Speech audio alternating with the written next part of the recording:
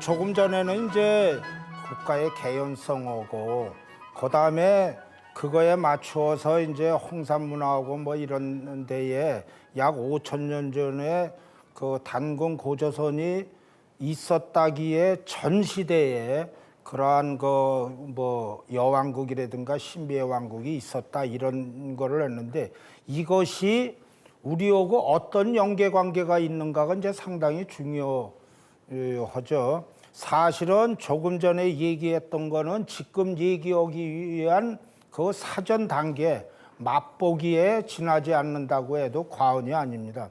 저희들이 가장 궁금한 거는 바로 이겁니다. 그 지금 고조선을 포함하는 그 홍산 지역이 한 10,000년 전 정도서부터 쭉 내는데 이것이 지금 중국 지역이에요. 그 중국 지역인데 예전에는 중국이나 한국하고 상관이 없다고 이렇게 생각을 하지만 거기에 있었던 사람이 우리하고 과연 어떤 연계가 있느냐 이거죠. 고조선이라는 자체가 있다고 하더라도 그것이 현 한민족하고 어느 그 뭐 유형 관계가 있는 게 상당히 중요하죠. 거기다가 그러면 그 가장 중요한 거는 한민족이 항상 동이족이라고 얘기하면서 심지어는 예전에는 이제 중국 사람들이 오랑캐라고 해갖고 뭐 만리장성도 쌓고 뭐 이러는 그러한 아웃사이더적으로 본 동이족이 그 우리족인데 현재는 중국에서 그 황제가 동이라고 그러니 정말 헷갈리지 않을 수가 없는 거죠. 그런 면으로 따져보면 이것이 중국인하고 한국인하고는 완전히 다른 증거가 있습니다. 그 증거가 뭐냐 이거죠. 황제 쪽이고 우리가 동북공정이고 이런 데에서 어느 정도의 대안을 가질 수 있다. 그렇게 해서 그 대안을 약 20가지로 여러분들에게 한번 같이 상의를 하려고 합니다. 첫 번째는 유전자입니다. 유전자에 이게 문제가 있는데 우리 한국인은 좀 달라요. 이거 어디 인종인지 딱 보면 압니다. 누군지, 수많은 인종에 있는지, 누군지.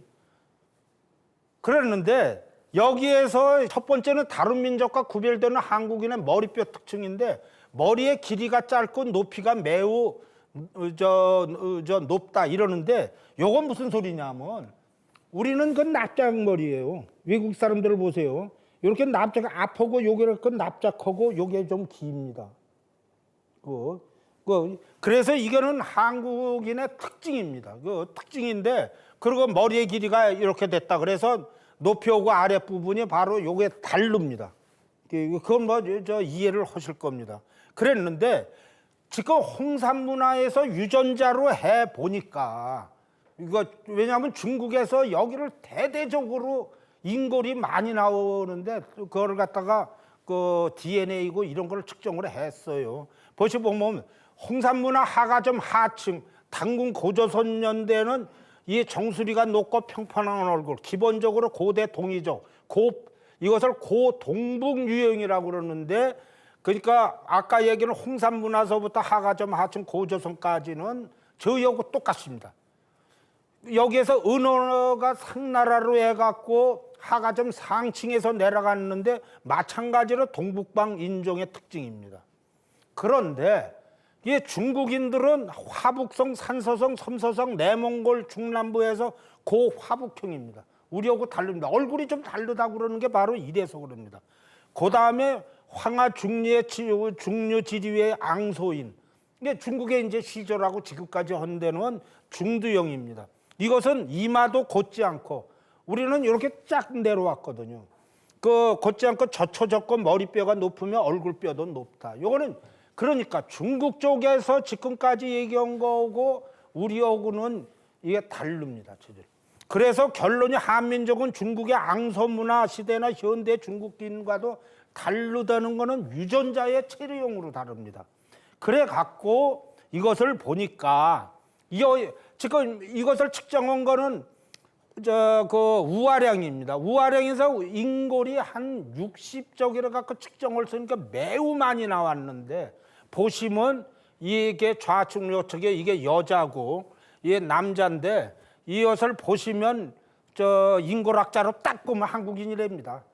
이건 5,000년 전에 그 저 홍산 아까 신비의 저 뭐 왕국 여왕국에서 나온 것들입니다. 이것들입니다. 이것을 해봤더니 하는데 저는 잘 모르겠어요. 비슷하게 생겼는데 하여튼 그 저 이 골격을 아시는 분들은 딱 보면 안 됩니다. 이게 우리하고 같은 저거는데 그런데 여기에서 이제 본격적으로 1983년서부터 2003년까지 20년간의 그 우아량이고 홍산 문화에 대해서 나온 6,500년 전에서부터 5,000년 전에 60인근 인고를 이제 그 본격적으로 측정을 해 본 겁니다. 분석을 했더니 사망연대를 할 수 있는 게 52인인데 6세 이하가 없고 소년기를 7세서부터 14세가 3.85%, 청년기 15세에서부터 23세가 4명, 그다음에 장년기 24세에서 35세가 16명,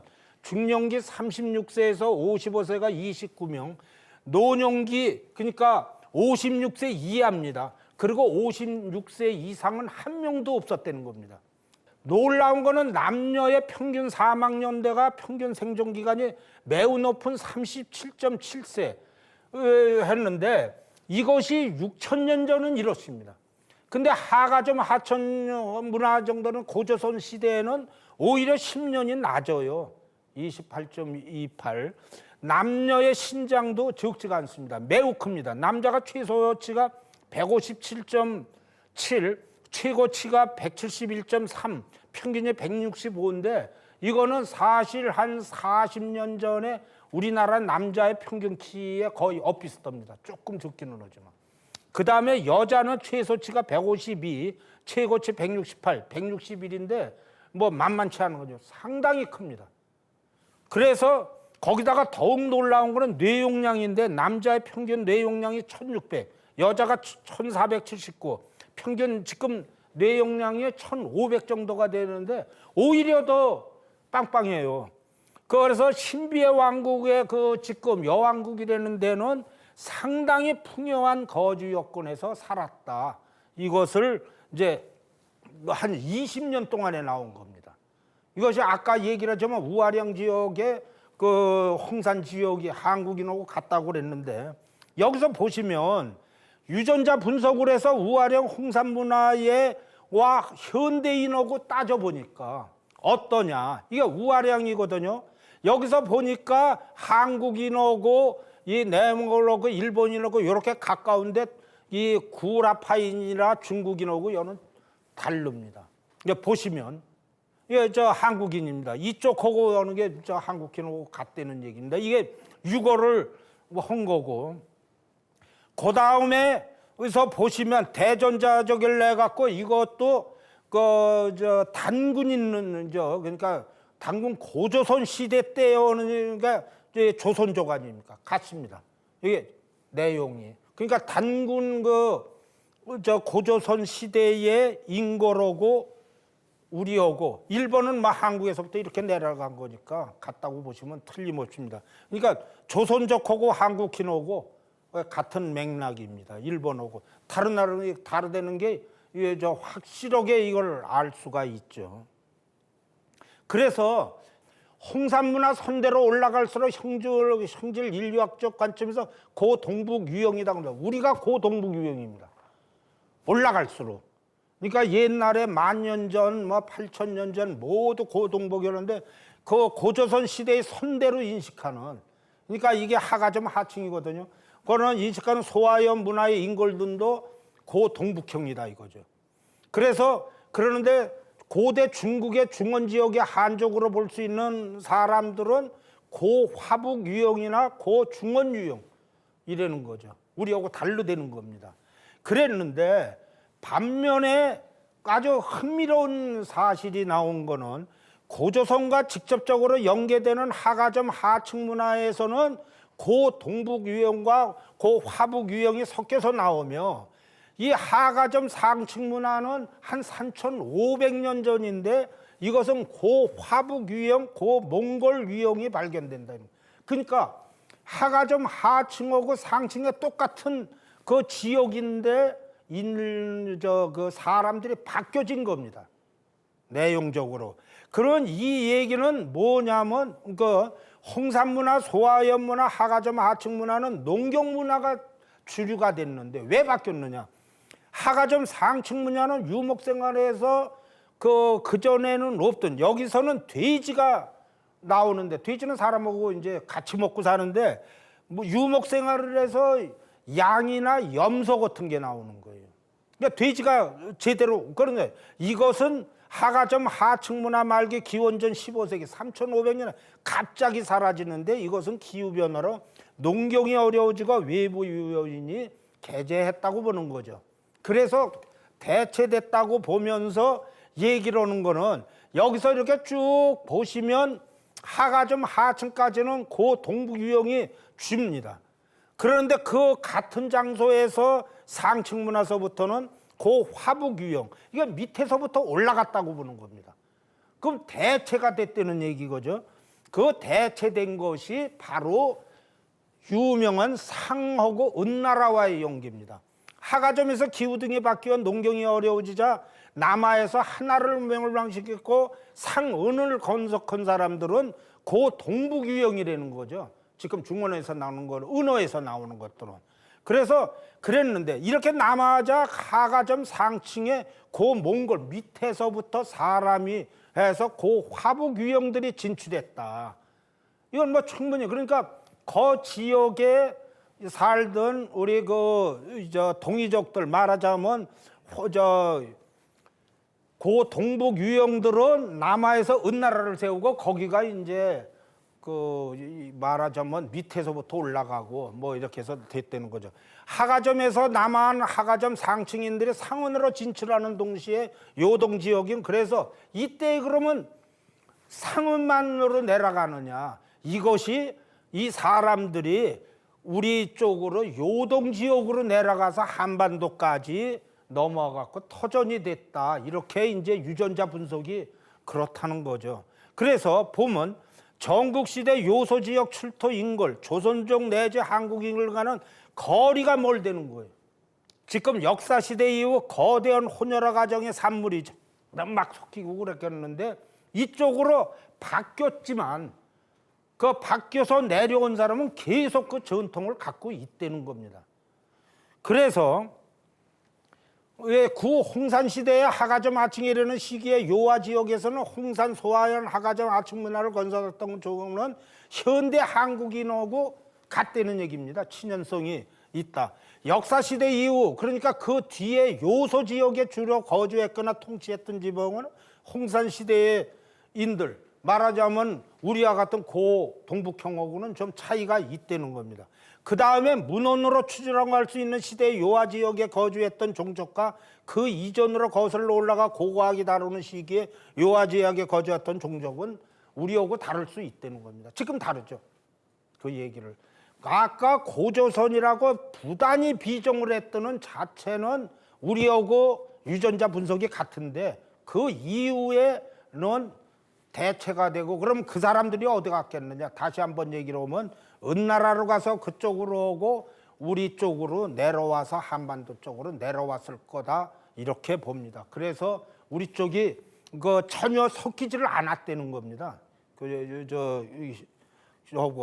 그래갖고 은나라에서 이 아까도 했는 홍산 문화에서 은으로 와갖고 약 한 600년 정도인가요? 500년 이상을 은으로 해서, 여기서 이제 하은주에서 은나라가 이제 주나라에 이제 망하고, 그 다음에 다시 북방으로 왔을 거다. 이것이 이제 본원으로 간다, 이런 내용입니다. 두 번째로는 이제 중국하고 이거 다른 건데, 결정적인 게 이제 한 20가지 제가 얘기를 드렸는데, 유전자가 첫 번째가 다릅니다. 지금 그거 다르고. 두 번째로는 빗살무늬 토기하는데, 너무나 잘 아시겠지만 중국은 위와 같이 이런 채도를 냈습니다. 그랬는데 우리 쪽은 이제 물론 홍산에서도 채도도 나오곤 하는데, 이렇게 빗살무늬 주로, 아주 오래전이죠. 이렇게 빗살무늬 위주로 했습니다. 그것은 그랬는데 이 빗살 무늬가 허든 데는 중국으로 내려가지를 않습니다.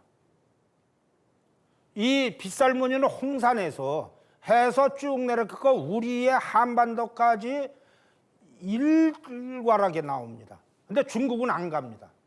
그래서 이 빗살 무늬가 나온 팀을 예전서부터 한민족이라고 하는 이유가 그겁니다. 예전에 그런데 여기 민무늬 토기가 이제 나오는데 빗살 무늬가 좀 이뻐요. 더 멋있는 것 같은데 이거는 빗살 무늬 다음에 민무늬가 나옵니다. 문양이 없는 거. 그 이유는 예전에는 이 토기를 만드는 게 만만치 않아서 그냥 불에다가 이렇게 하거든요. 그러면 흙으로 하니까 함수율이 다릅니다. 그래서 잘 깨져요. 그래서 깨지지 말라고 빗으로 이렇게 사전에 깨게 만든 겁니다. 그럼 잘 안 깨져요. 그랬는데 그 토기를 만드는 기술이 늘어나서 빗살을 안 해도 되는 겁니다. 그래서 민무늬 토기가 상당히 기술이 높다는 거를 이해를 하시면 오히려 일반이 생각하는 분하고 좀 다르죠.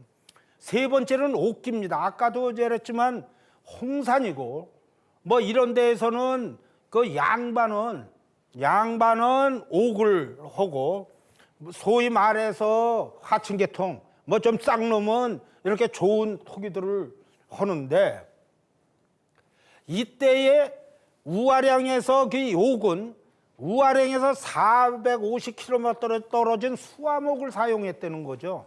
이게 수암이 지금 대련에서 조금 지나는 데에 그 위쪽에 수암이 있습니다. 이 수암에 옥을 넣는데 아까 홍산 지역까지 450, 500km예요. 8,000년 전, 10,000년 전에 거기서 옥을 가져갔다는 겁니다. 그랬는데 이 옥의 중요성은 아까 이제 보셨죠? 귀걸이가 있는데 이 귀걸이가 상하고 은액하고 부신의 사회문화 우아량에서 이렇게 흑룡하에서 내려가는데 이것이 은나라를 빼고는 중국으로 안 내려갑니다. 우리 쪽으로 내려옵니다. 옥이 중요되는 게 말하자면 지금 결상이식인데 강원도 문합리, 여수 안도패총, 중국의 상은에 은어에서 똑같은 것이 나옵니다. 옥은 중원으로 안 내려갑니다. 물론 뒤에 옥이 섞이고 뭐 그래요. 그런데 주력이 그렇습니다. 그래서 이 옥이 이 동이족의 유산이나 마찬가지입니다. 다음은 곰 토템이에요. 지금 중국에서는 웅녀가 중국 동이족 저거는 황제의 후손이라고 그러는데 우아량에 있는 데서 이게 곰 이제 발이고 그러죠. 곰 이빨이고 일사불란하게 곰이 나오는데 중국은 안 나옵니다. 이게 지역적으로 내용적으로 봐서 이것도 옥인데 이게 이제 곰이라고 그럽니다. 저는 뭐 곰인지 잘 모르겠습니다만은 하여튼 곰이라고 그러는데 일사불란하게 나오죠. 그런데 곰 토템을 보면 아주 흥미로운 거를 보실 수 있습니다. 아까 보시면 호랑이 오고 곰한테 이게 얼마나 과학성 있는 거냐면 쑥하고 마늘을 주라고 그러는데 이게 곰은 잡식성입니다. 그래서 쑥 마늘 다 먹어요. 호랑이는 풀을 먹질 않아요. 호랑이한테 마늘 주니 얘 더럽다 안 먹으려고 그러죠. 그런데 곰의 중요한 거는 곰은 동면을 해요. 석 달을 동면합니다. 그러니까 100일 동안 가서 마늘 주고서 먹고서 그거 가서 버티라고 그러면 곰은 해요. 그런데 호랑이더러 그걸 하면 됩니까? 그러니까 이것이 그 당시에 지금 당군 신화라고 옛날에서 얘기를 하지만 얼마나 과학적인 거를 이해를 하실 겁니다. 내용적으로. 그랬는데 곰에서는 우리가 지금 많은 분들이 이 당군하고 이런 것이 그런 것이 삼국유사만 남아있는 걸로 아는지 그렇게들 얘기하는데 산동성의 가상현 무택산촌 북이라는 데에 무시사당이 있는데 이거는 2000년이 넘은데 이게 석각입니다. 이것이 당군에 대한 얘기라고 합니다. 그러니까 산동이니까 이런 내용이 계속 내려온 겁니다. 자체로. 그 다음에 적석청원인데 이 적석청의 중요성이 있는 거 적석청은 중국으로는 안 내려갑니다. 중국은 단 한 개 없습니다. 다시 한번 얘기를 하면 중국의 무덤은 적석청이 단 한 개가 없습니다. 예를 들자면 이게 우아량에서였는데 중국은 참 저게 커요. 이게 얼마나 큰 데인데 그 우아량에 있는 걸 모두 한 건물로 덮었습니다. 이게 보세요. 원형이죠. 사각형이죠. 한꺼번에 있죠. 무덤들이. 여기서 보시면 이거 원형이죠. 근데 안에 적석청 사각형입니다. 그 내용이 전체가 하나로 만들어져 있는데 여기서 보시면 무덤 매장 품성은 오랜 기간 동안 완곡이 변하지 않습니다. 민족이 다르면 안 하는 건데 그건 이유는 민족 집단의 공동 참여로 축적됨으로 무덤 만든 민족의 유사성으로 구별이 되기 때문에 그렇습니다. 무덤이 잘 안 바뀌는 이유입니다. 그래서 만일 타민족을 정복을 하면 선주민의 무덤을 훼손합니다. 우리 저쪽에 보면 남쪽에 그런 경우가 많이 생기는 이유입니다. 그리고 그 이유 중에서 가장 큰 것 중에 하나는 분묘가 제사회의 장소로 자신과 선조와의 계승관계를 확인하는 행위로 간주하는데 그것이 한민족이 중국과 다른 동이족으로서 차별성하는 대표적인 거에 보시면 우아랭의 돌무덤이죠. 한국의 돌무덤이죠. 똑같습니다. 바뀌질 않습니다. 이런 내용적으로. 이랬는데 이것이 중국으로는 안 넘어갑니다. 안 넘어가고 백제죠. 석촌동. 대릉원이죠. 그 북방 쪽에서 쿠르간이라고 그래갖고 이게 몽골입니다. 똑같습니다. 그런데 중국 중하로는 단 한 개 없습니다. 그런데 여기서 보시면 지금 얼마 전에 가서 찍은 우아령 있는 쪽에서 찍은 건데요. 여기서 보세요. 지금 무덤을 못하게 만드는데도 흙으로 냈는데도 돌멩이는 꼭 집어놨어요. 그거는 지금도 북방적에서 부단히 이렇게 하고 있습니다. 내용적으로. 돌멩이는 꼭 있어요. 갖다가 정 안 되면 하나만이라도 올립니다. 가서. 그러니까 내용적으로 그랬는데 이게 몇 년 전에 중국에서 은어협회에서 적석청이 발견됐다고 해서 제가 일주일만 그냥 신문에 조그맣게 나서 총알저 같이 가서 확인한 겁니다. 적석청이 중국에서 중화에서 발견됐다니까 은어협회니까 충분히 이해는 갑니다만은 은어에서도 안 했는데 왜냐면 이제 돌이고 이런 문제였는데 가서 봤더니 그건 농토로 됐어요. 여기 한 대여섯 군데가 돌로 된 무덤이 조그만 게 있었대요. 고기를 있었다고 그러는데 이제 그거는 은어에서 그게 동이족 아닙니까? 가갖고 돌멩이로 이렇게 한 거 같습니다. 그럼 몇 기가. 그래서 그랬는데 거기는 까마 동이족 그런데 지금도 이게 무덤이거든요. 여기에 돌멩이 두세 개씩 올려놨더라고요.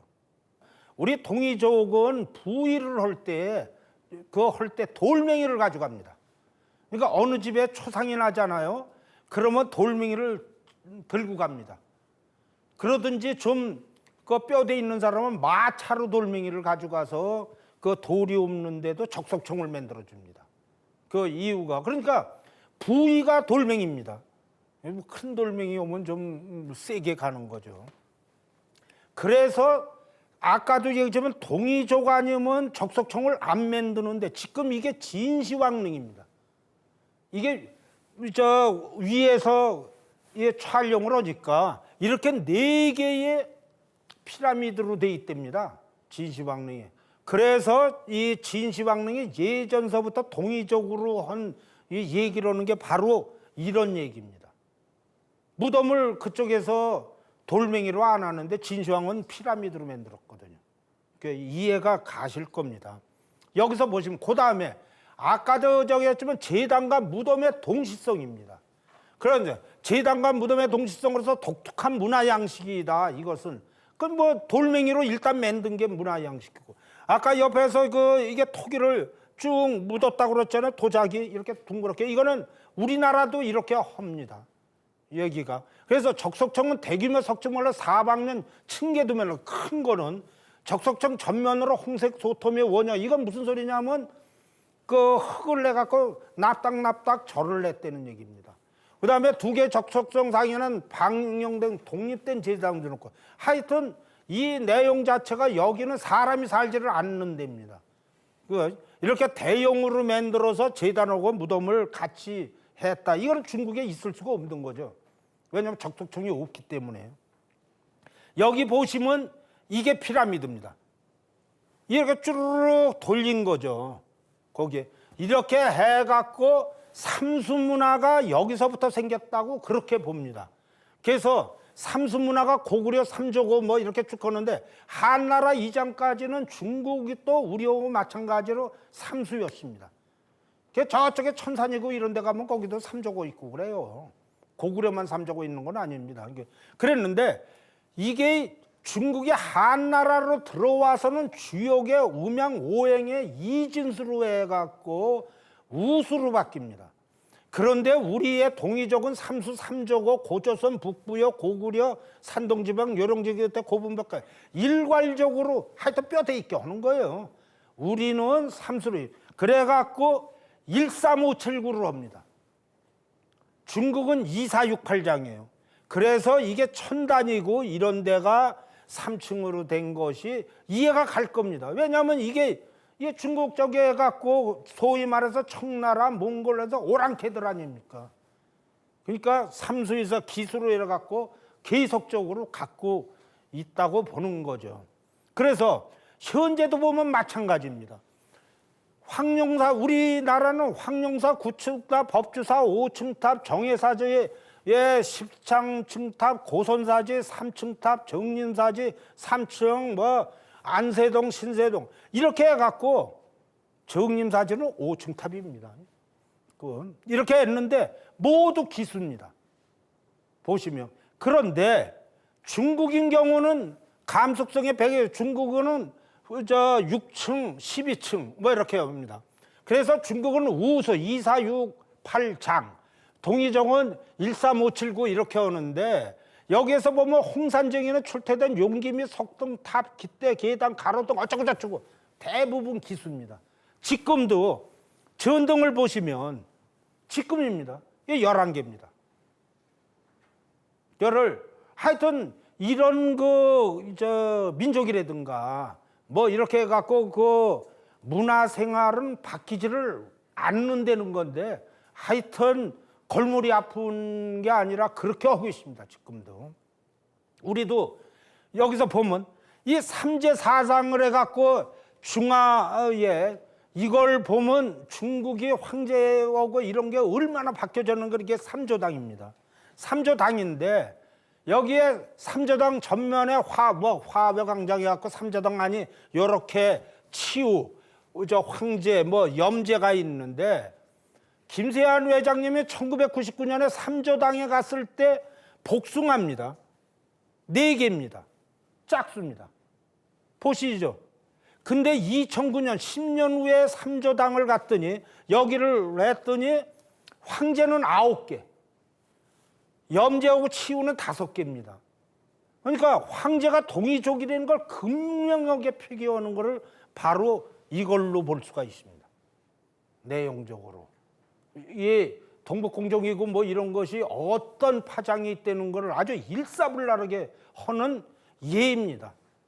그 다음에는 고인돌이죠. 고인돌은 아까도 얘기를 드렸지만 고인돌은 일사불란하게 이 동이족으로 해갖고 한반도 쪽으로 내려옵니다. 요소 지역에 같은 홍산인데도 요소 요동하는데 요소에서는 나오지를 않습니다. 그래갖고 내용적으로 이렇게 쭉 하면 이것이 세계 최대로 그런데 한 400톤 정도로 보고 우리나라는 고인돌이 많다 보니까 참 희한한 게 있어요. 제주도 하귤에 세계 유일의 해준 고인돌입니다. 바다에 있는데 이거 찾기 굉장히 어렵습니다. 왜냐하면 물 빠지고 오고 오는데 물때 맞춰야죠. 물이 들어와도 그냥 좀 이런 게 많기 때문에 찾기가 좀 어려운데 문화재 관련하는 사람하고 안내를 받으면 찾을 수가 있습니다. 그 다음에 고인돌 별자리를 얘기를 했죠. 내용적으로 봐서 고인돌의 별자리 해갖고 이것이 특급 비밀이다 해서 물론 고인돌 별자리는 국가의 기림을 점치기엔 주술적입니다. 역법을 만들거나 오차를 바로 잡으려는 천문학 역학이었는데 전문 생계이 보장되는 야간 이동이 중요되는 거를 제가 말씀을 드렸는데 이거는 중국에서 안 나옵니다. 고인돌이 안 나오니까 뭐 당연히 안 나오는 거죠. 그 얘기하셔서 고인돌 별자리를 얘기를 한다면 여기서 보시면 그 내용 자체가 여기에 북극성이고 뭐 이런 게 쭉 나오는데 한 5,000년 전으로 올라갑니다. 비파형 동검은 말할 거 없습니다. 비파형 동검에서 물론 이 옆쪽에서 이게 중국식입니다. 중국식의 그 중국 동검이고 이 좌측이 비파형 동검인데 기본적으로 비파형 동검하고 이 분포가 다릅니다. 이 옆쪽에는 중국이 일체식으로 나오는데 물론 이런데 중간 지역에 혼동되는데 뭐 나중에 수입되거나 뭐 이런 건 있지만 일사불란하게 우리 쪽으로 나오고 그 다음에 비파형의 후신이 그 세형 동검인데 한국형 동검이라고 그러는데 한국형 동검은 우리나라만 나옵니다. 다른 데로서 나오지를 않습니다. 아까 얘기를 했지만 그 비파형 동검의 옥검이 5,000년 전에도 이제 나오는데 요와 서쪽에서는 고인돌이 발견되지 않으나 비파형 동검은 발견된다. 그래서 두 부족이 합쳐져서 내려온 걸로 이렇게 봅니다. 이걸. 다음은 치죠. 치가 삼자점인데 일사불란하게 이것은 어디까지 내려오느냐 백암성입니다. 고구려의 그거 성이죠. 그런데 가장 잘 엮는 세계 문화에서는 이 수원 화성이 바로 치가 일괄적으로 내려옵니다. 현재까지 내려옵니다. 이것이 그러면 중국은 이와 같은 치에 관한 거는 그 전쟁의 방법이 달라서 그럽니다. 그래서 중국은 당나라 때에 뭐 이제 고구려한테 하도 두들겨 맞으니까 그래서 치를 도입했다고 합니다. 예전에는 그 중국에서 하지를 않았어요. 그 다음에 온돌입니다. 온돌 너무나 잘 알겠지만 온돌은 원래 지금 중국에서 옛날에 동이들이 살던 데가 추운 데서 살던 데 이렇게 쪽이래 갖고 벽이네든가 이런 데 하나에 갖고 했는데 요게 한국으로 넘어오면서 방 전체로 바뀝니다. 이게 상당히 오래전서부터 돼요. 중국, 알래스카, 러시아 이게 러시아라고 그래서 뭐 3,000km 뭐 이런 데인가 아니고 저 블라디보스토크 이런 데입니다. 여기서 나오는 저길로 보면 온돌에 하는데 뭐 온돌의 형태는 한 가지 저는 건 온돌의 그 돌멩이를 아무거나 하는 게 아니라 열량이 높게 배군모를 사용을 했습니다. 이것도 이제 과학의 기술입니다. 열조율이 오래 하기 위해서 하는 건데 보시면 지금도 중국에서는 이 깡이라고 해서 이렇게 합니다. 근데 이것이 중국으로 넘어가지를 않고 그러니까 연산 이남으로 안 내려오고 모두 우리 쪽으로 해서 우리나라에서만 온돌이 빛을 받죠. 온돌은 장수의 방안 중에 하나인데 이게 뭐 다른 적입니다. 스웨덴의 아주 유명한 장수학자가 이제 비망록을 썼다는 거예요. 장수 기법. 그래갖고 경매에 엄청 비싸게 했는데 딱 넉자가 써 있답니다. 한자로 왜 안 섞여 있겠지만 뭐냐면 둔행 종렬 머리가 차갑고 이 발이 뜨뜻한 게 좋다. 이게 이제 운동이 그 온돌이죠. 머리가 뜨거워서 그 오래 못 사는 건 아프리카 사람들이 오래 못 산다는 걸 보면 이해가 하실 겁니다. 다음은 이게 동복입니다. 이 동복은 무슨 적이냐면 옛날에 이제 그 말 타고 다니던 기만민족들은 거기서 짱이 되면 그 무리의 왕초가 되면 반드시 말궁둥이에다가 이렇게 동복을 매달고 다닙니다. 그런 다음에 그 왕초가 죽으면 많은 사람들을 이제 부를 거 아니에요. 그 여기서 말고기든지 뭘로 끓여서 준 다음에 반드시 회기를 합니다. 전 부십니다. 그래서 묻습니다. 근데 이거는 우리 한민족이고 그뭐 기만민족인데 이게 어디서면 헝가리에서 발견된 겁니다. 일사불란. 그래서 이게 아틸라가 같은 지역들은 이게 나옵니다. 삼국지에도 이것들이 나옵니다. 동복이 나와요. 그런데 이거는 한국에서 나온 겁니다. 저 한국에서도 나옵니다. 이와 같이. 이게 동복이 조금 다르죠.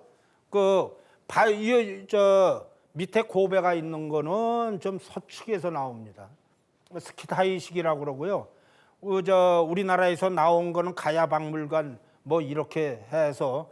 그런데 가장 유명한 거 국보 191호가 우리나라에서 금관하고 마찬가지로 그 유명한 그런 건데, 여기서 보시면 이 뒤에 말궁뎅이에 있는 게 이게 동복입니다. 저기서 보면 이것도 동복입니다.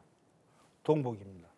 그러면 이게 용도가 이게 그 가장 그 문제를 좀 만들었던 건데 이렇다고 그럽니다. 이제 여기가 이거 신에 관한 이제 그 기만민족들에 오면 여기다 말피를 넣어요. 그래갖고 뒤를 이렇게 쫙 잡고 딴 따라 한번 오고 좀 준다는 겁니다. 의식이 그렇다고 그래서 그 카터필러 하는 양반은 카터 코벨입니다. 카터 코벨은 우리나라의 국보를 안에 하면 분석하면 반드시 피가 나올 걸로 그렇게 보고 있습니다. 우리나라의 대표적인데 이게 바로 동복입니다. 이게 편두입니다.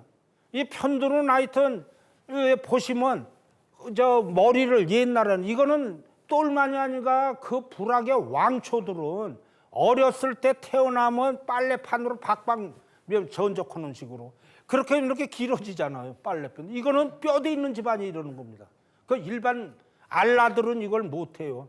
그래서 이게 일사불란하게 나옵니다. 헝가리에도 나오고 뭐 하는데 우리 쪽에서도 이게 나옵니다. 이 편두에 대해서는 위지동의전에도 나오고, 여기서 보면 예안입니다. 이게 편두가 일반 사람이거든요.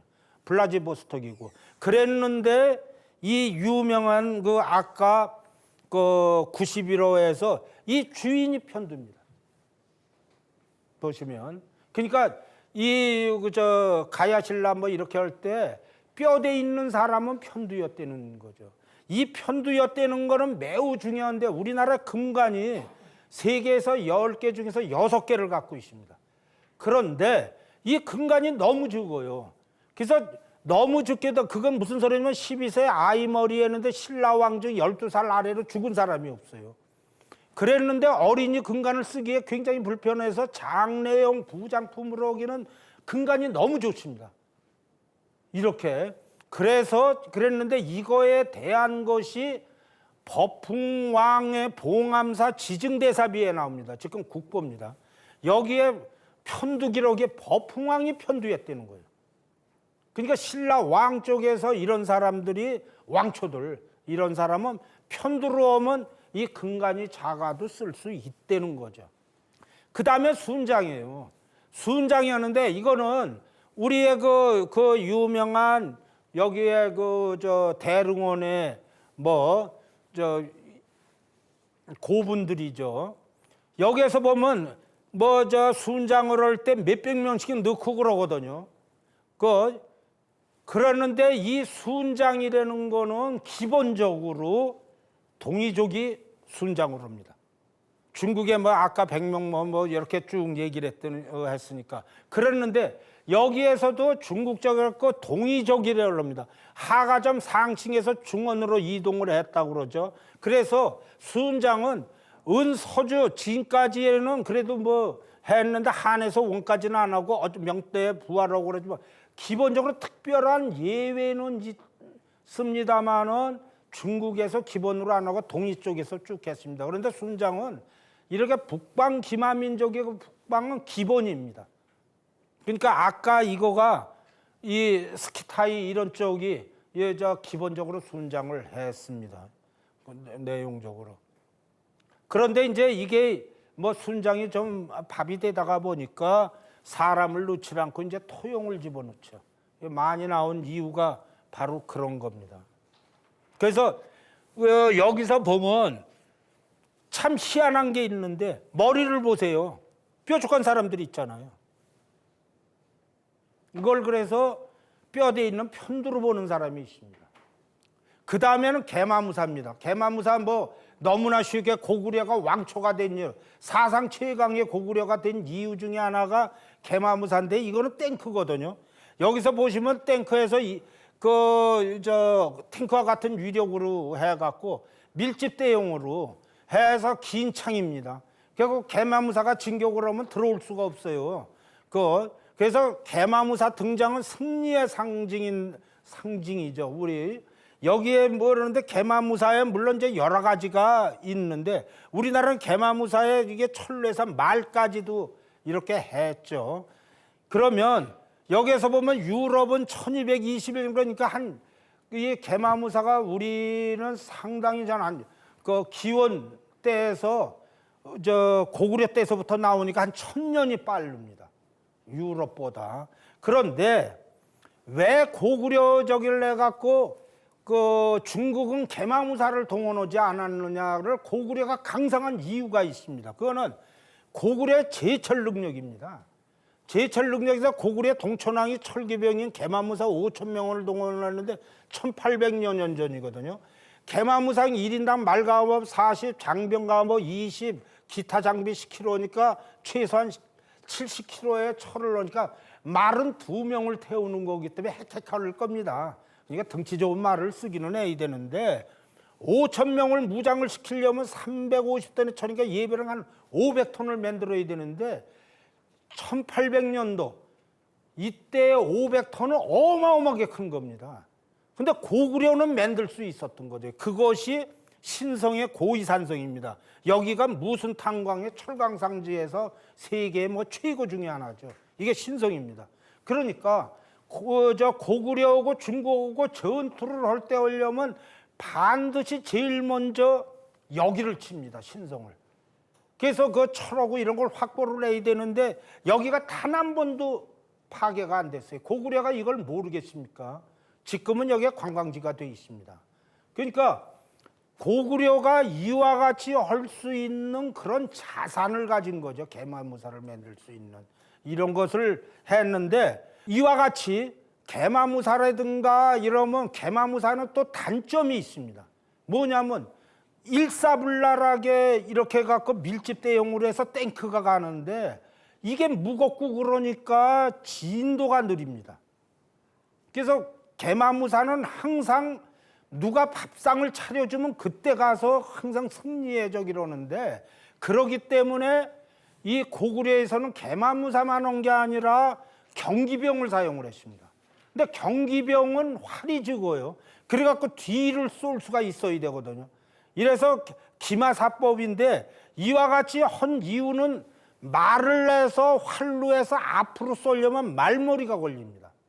그렇기 때문에 자유롭지를 못해서 뒤를 쏴야 되는데 이 뒤를 쏘려면 활이 작아야 됩니다. 두 번째로는 뭐가 있었느냐 하면 등자가 있어야 됩니다. 이거 아주 간단한 것 같은데 등자로 해서 말 타고 박차로 해서 올라와서 뒤를 쏘면 되는 거죠. 근데 우리나라 활은 활대를 풀려면 이렇게 거꾸로 됩니다. 중국 활은 이렇지를 않습니다. 전혀 다릅니다. 그래서 이거는 기병령이 80cm, 실제 사용길이 60cm의 보병령 이렇게 하는데 제작기까지 오래 걸리고 크기가 작고 강력한 힘을 하는데 뒤로 쏠 수가 있습니다. 그래갖고 공격을 하려면 먼저 경기병이 가갖고 그냥 옆으로 뱅뱅 돌리면서 평평 쌓는 거예요. 그럼 지치면 그래갖고 여기서 그냥 우라통이 터져서 보병이 쫓아려면 그러니까 적군이 쫓아오려고 그러면 도망가고 그러니까 다시 이제 모여 있으면 또 가서 퐁퐁 쏘고 그래갖고 어느 정도 이게 와해됐다고 그러면 개마무사가 가는 겁니다. 그때 이렇게 해서 이제 고구려가 그런 전법을 했기 때문에 얘기를 되는데 이것이 개마무사의 단점이 아까 이제 말씀드린 거고 치고 빨선에서 어떻게 하냐면 보병 대 기병이 3대 1입니다. 왜냐하면 말을 먹여야 되는 건 사람 먹이는 것만큼요 굉장히 힘들죠. 그러면 중장기병하고 전체기병은 또 4대 6으로 나눠서 고구려가 이렇게 편제를 해갖고 중국하고 이제 두들겨서 했는데 이건 북방적입니다. 이건 남쪽으로 안 내려옵니다. 그 이유가 여러 가지가 이어져 있는데 이게 유럽에 있는 훈적의 아틸라가 가서 한 거에서 유일한 그림입니다. 여기에 중요한 거는 뭐냐면 이 안에 요 안이 기본적으로 뭐냐면 탄력이 좋기 위해서 물소뿔을 씁니다. 근데 고구려가 무슨 뭐 물소가 나와요 거기서. 그래서 고구려 백제가 이 물소 저기를 할 때에 저 남방어구의 전략물자인데 1급 그 군수물자 아닙니까? 그래서 그 통이 있었을 거로 그렇게 보죠. 다음은 이제 복골입니다.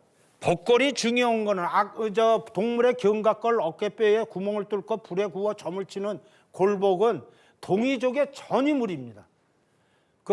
그래서 부하 문화의 이제 복골 이거죠. 이거는 하가전 문화의 복골입니다. 내용 자체에서 이것이 이제 이거는 한국 겁니다. 그래갖고 동이 쪽에서 쪼르륵 나옵니다. 그러다가 은어에 가서 아주 그냥 여기서도 보면서 삼국지 위지동이전에서 부여자 전쟁을 하기 전에 하늘에 제사를 지내고 소를 잡아 발굽을 보아 기륭을 첨치는데 발굽이 갈라지면 흉하고 발굽이 붙으면 길하다고 생각한다. 이래갖고 복골은 부하문화, 하가점, 하층문화 및 상층에서 복골이 발견되는데 하가점 상층을 지은 상나라의 은나라로 가서 각골점으로 바뀝니다. 이게. 그래서 그랬는데 주나라의 등장으로 중원에서 각골점이 소멸이 됩니다. 이때 이제 그거는 주나라로부터 주역을 근간으로 하는 서법이 이제 바뀌어서 그래서 이것이 홍산 고조선을 이은 만주 지역과 한반도 일본에서 계속 전승이 되고 그러니까 이 연산 동쪽으로만 전승이 되고 말하자면 동이적인 전통이 강한 붕화 뭐 어쩌고저쩌고 이렇습니다. 그래서 이거는 자체가 동이족의 동북지역과 한반도가 동일 문화권인데 요 은나라가 그때만 썼습니다. 중국에서는 이거는 쓰지를 않았습니다. 이러다가 보니까 뭐가 되느냐 그 유명한 한자가 동이족이 만들었다는 말이 여기서 나오는 겁니다. 자체가. 그래서 이 전복으로 기륭을 점친 것을 판정하는 사람을 정인, 은말기에는 왕이 직접, 그러니까 은말기에는 응에서는 이게 뭐 기본이었기 때문에 점을 친 뒤에는 뭐 질문을 해서 질문 내용과 전개 등을 기록하고 점을 친 각골판에 구멍을 뚫어 꾼으로 깨어마는 거지. 그 유명한 책입니다. 이렇게 해서 아까 갑골 이렇게 한 거죠. 여기 가서 은어를 가서 보시면 이게 아주 뭐 내용 자체는 수없이 많은데 이거 하나 가격이 뭐 몇십억씩 된답니다. 뭐 해갖고 이거는 중국에서 나오는 우표에 나오는 것이 은어에서 이제 나오는 건데 여기에 동이가 한자를 만든 증거입니다. 이 내용에 여기서 보면 집 가자가 뭐냐면 가는 집입니다. 위가 집면이고 아래에 돼지 이제 시자로 해서 돈자로 해갖고 요게 합해서 가자가 됐는데 이것은 제주도와 마찬가지로 집안에 돼지가 있다는 뜻입니다. 이 모든 집에서 돼지를 길렀기 때문에 한자라는 건 무슨 거냐? 뭘 보고 글자를 만든 거죠. 그러니까 집에 돼지가 있다는 걸 알고 집을 가자로 만들었다는 겁니다. 사실은 그 제주도 및 강원도에서 근래까지 좀 되는데 그럼 왜 특별히 돼지를 집에서 길렀느냐 하는 거는 옛날 사람들의 파충류 특히 뱀이 아주 방어하는 게 중요했는데 뱀의 천적이 돼지라는 겁니다. 그러니까 돼지가 있으면 뱀이 그냥 이거 접근도 못하는 거죠. 그러니까 이렇게 했다고 봅니다. 여기서 연자, 동이족의 한자를 만든 증거가 뭐냐면 연자는 고기 육자하고 개견자하고 불화자가 합쳐진 거거든요. 그랬는데 동이족이 개를 잡을 때는 돼지나 닭처럼 뜨거운 물을 사용하지 않고 반드시 불에 거슬려서 잡았다고 합니다. 그래서 연자의 자의가 개불고기 연에서 거슬련 태울 연자로 전이 되고 그래 동이족은 여름철 삼복에 보신탕을 먹었는데 개를 먹고 나서 개불고기가 최고라는 뜻으로 거스릴 연이 그럴 연으로 바뀌었다고 이렇게 풀이를 합니다. 그 내용이. 하여튼 동이족의 풍습에 초복, 중복, 말복을 뜯는 거는 삼복에 숫자가 복자가 들어가 있는 거, 개견자가 이제 들어가 있죠.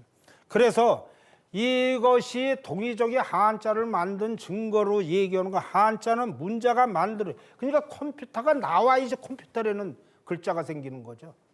그 내용에 컴퓨터가 없는데 컴퓨터라는 글자를 만들 수는 없다는 겁니다. 예전에 풍습이나 전설이 반영된 표의 문자로 만들어졌다. 연자를 처음으로 만든 민족은 중국인이 아니라 한민족의 조상인 동이족이라는 것을 바로 이제 이것을 의미한다는 겁니다. 자, 이제 해서 이것도 상당히 중요한데 마지막입니다. 마지막으로서 언어 체계인데 중국과 한국 한자를 공동으로 사용하는데 언어 체계가 완전히 다릅니다. 그건 뭐냐면 언어의 체계 즉 문법이 완전히 다르다. 중국은 앞에 동사, 그리고 한국은 뒤에 동사입니다. 그건 뭐 잘 아실 텐데 한국어를 필요로 한 그런데 우리가 알타이어계의 언어인데 주어, 목적어, 동사를 해서 SOV 언어인데 중국어는 SVO 언어입니다. 다릅니다. 그런데 중국어가 최영회 박사는 중국어가 티베트어계 언어와 발생학적으로 가장 가까움어도 티베트어는 한국어처럼 어순이 SOV입니다. 같다는 거예요. 그러면 이거를 어떻게 되었겠느냐 이거죠. 그래서 지금 한국의 학자들 얘기고 여러 학자들 얘기로는 중국어도 알타이어계처럼 한국처럼 SOV 체계를 했을 거다 이거죠. 처음에는. 그랬는데 인접한 SV 어순이면 남방어들의 영향을 바꾸었다는 거예요. 그럼 왜 바꾸느냐? 배가 아프다 이거죠. 내용은 이겁니다. 추론입니다. 이거는. 원래 갑골, 각골 문자 그리고 한자 등이 동의의 근거로부터 개발되어서 동의화 되어서 처음에 썼는데 동의어를 오랑캐라고 보는 중화가 동의가 사용하는 언어 체계와는 다른 언어 체계로 바꿀 쓸 걸로 보는 겁니다. 그러니까 이제 오랑캐들이 오는 거고 가뜩이는 두들겨 맞고 뭐 그러니까 그랬을 걸로 봅니다. 그러니까 동의가 사용하는 언어 체계를 사용할 수 없다 이렇게 비정합니다. 그거 중에서 또 하나는 중국어의 수식어와 피수식어의 순서가 한국어와 마찬가지로 같다는 겁니다. 중국어 속에서도 그런 내용이 있어서 이렇게 했다는데 이거는 일부 얘기입니다. 자, 이제 마지막입니다. 마지막 껴에서 그러면 동이족이 한민족이냐? 지금 얘기가 동이 얘기했는데 이게 전체가 한민족이냐?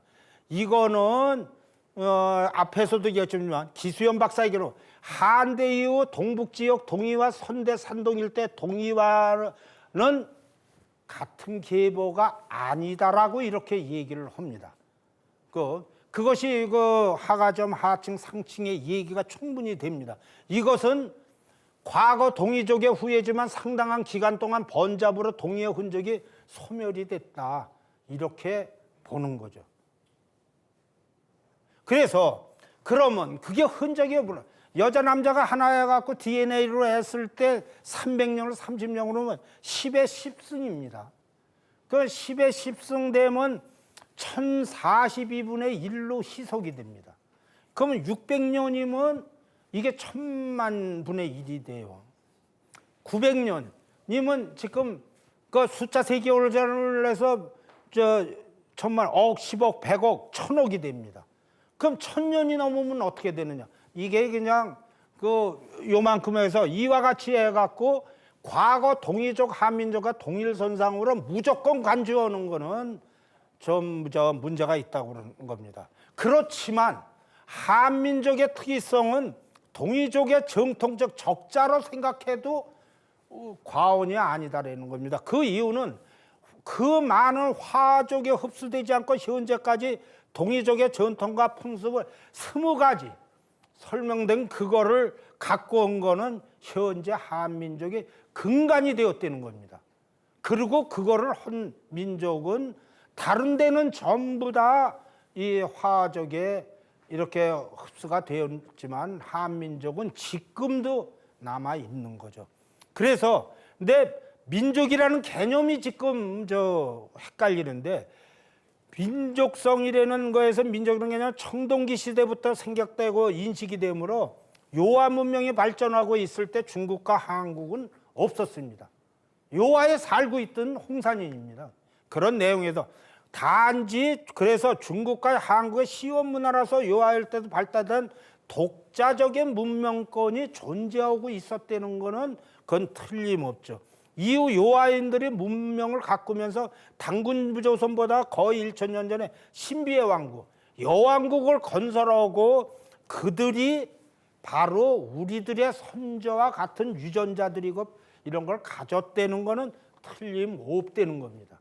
이런 내용은 지금 민족성이고 뭐 이런 개념이 아니고 과학적 발굴과 연구 분석에 의한 거라 앞으로 우리들이 설명하고 그럴 때에 슬기롭게 대처할 수가 있을 거다, 이렇게 생각을 합니다.